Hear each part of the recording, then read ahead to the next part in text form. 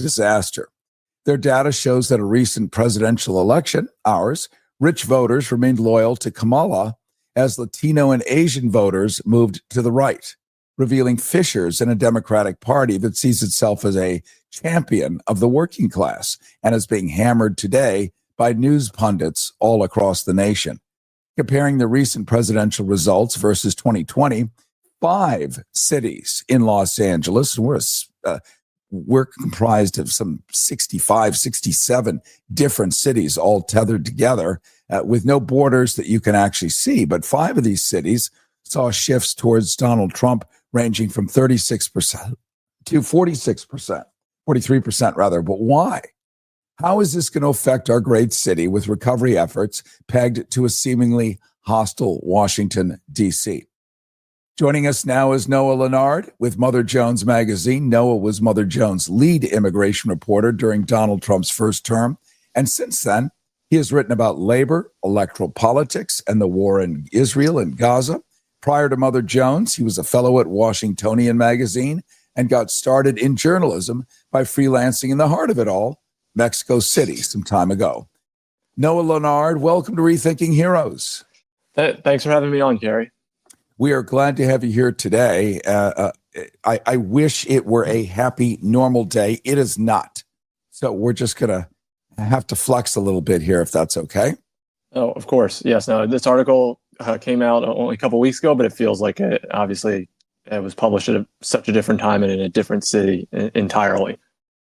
And yet it speaks to what may come, and what people are actually wringing their hands about is there going to be open minds and reasonable help from people that don't think some people, you get it. Let's just jump into it. Absolutely. Source of this bizarre phenomenon where working class Latino voters in Southeast Los Angeles have been flocking to the Republican Party despite Trump's inflammatory rhetoric on exactly them and clear threats to deport exactly them.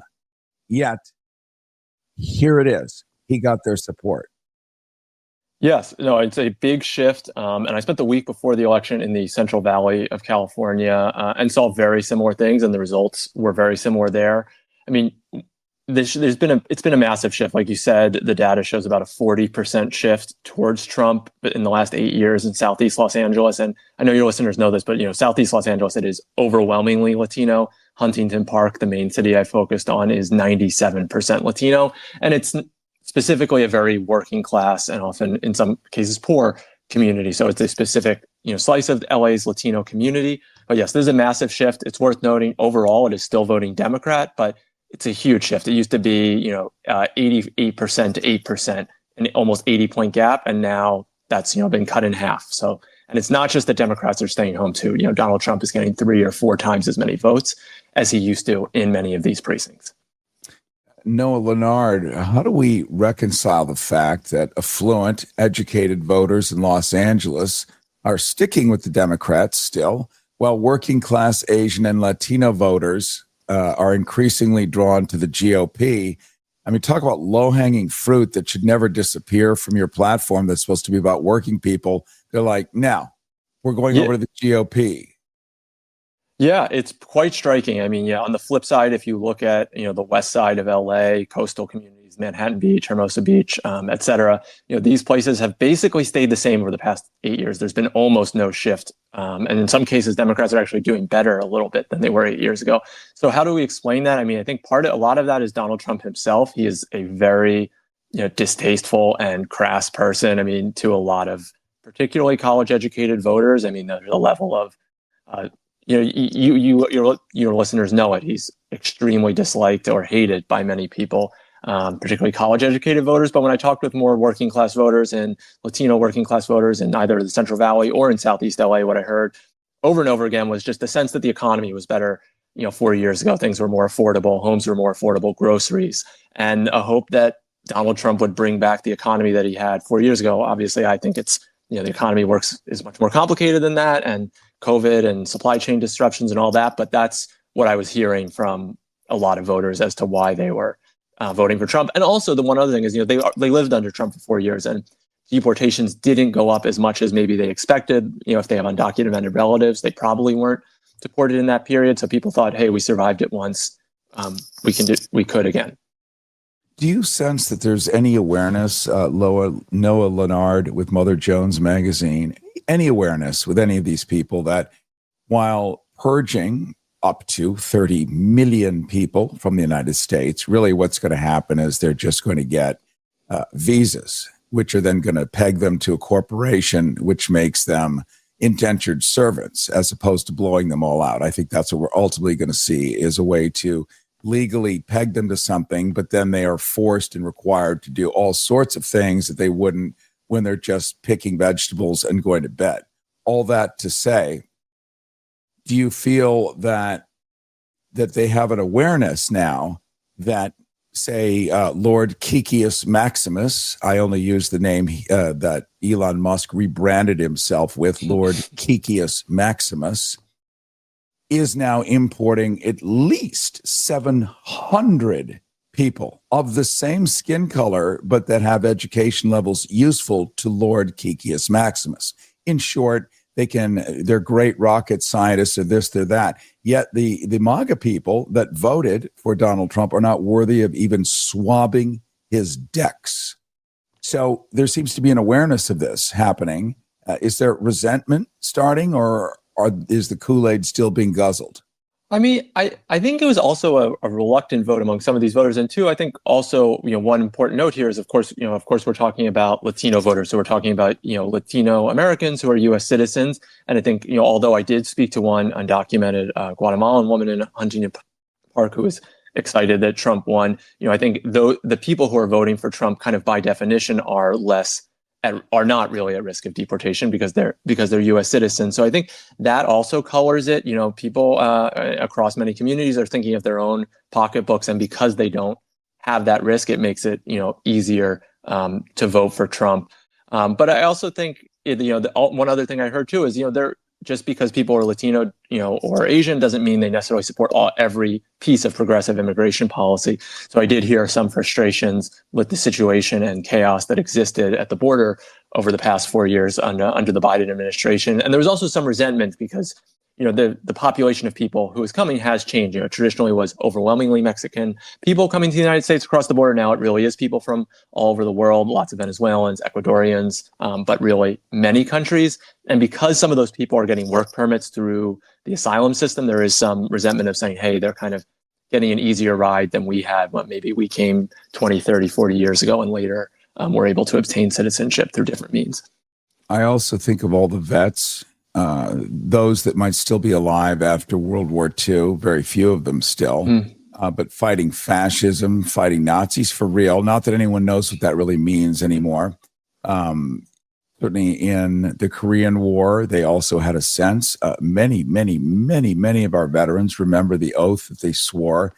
The idea, whether it's real or not, of invading Canada, which is a NATO partner, which would trigger Article 5, which would mean France would come to the aid of Canada. So would Germany. So would all of Western Europe, plus a bunch of other countries. I mean, it's so insane. It's impossible, not to mention the Nuremberg laws, which many of us still enshrine as being important. All of this, I think, is used. So we're looking at the left hand while the right hand is dealing with hush money payments and having 34 felonies. And I imagine, Noah, if you had one felony, you're not going to be allowed on the airplane. And they're certainly not going to give you an alcoholic beverage or bring a suitcase or even go out of your house with a suitcase. One felony. But all of this is so we simply don't look at who it is and we fight in the corner, whether we fight over abortion, whether we fight over the sudden dreadful notion a drag queen could drive from one street to another. Yep. It could happen.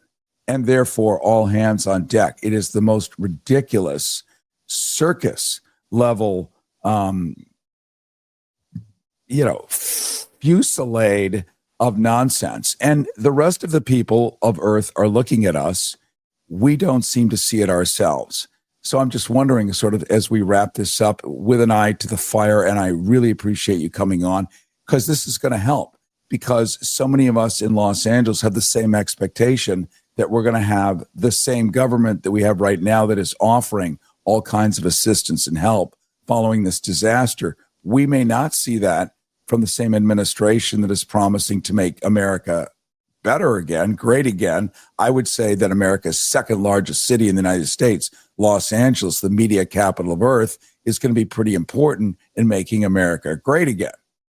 Mm-hmm. But I don't know.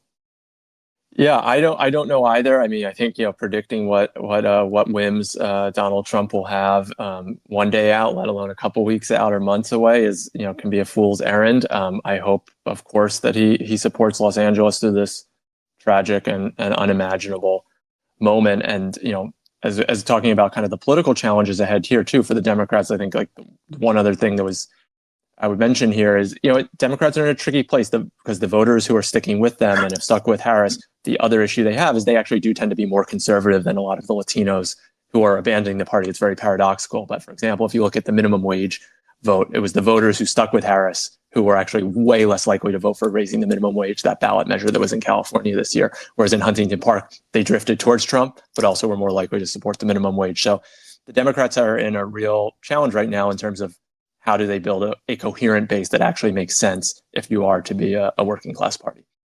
I very much appreciate your time, my friend, and also recognize that during this particular time, I think everyone is going to get together and many people will dump their belief systems that were stirred up out of nowhere, out of a vacuum. People didn't have these belief systems until they were invited to have them.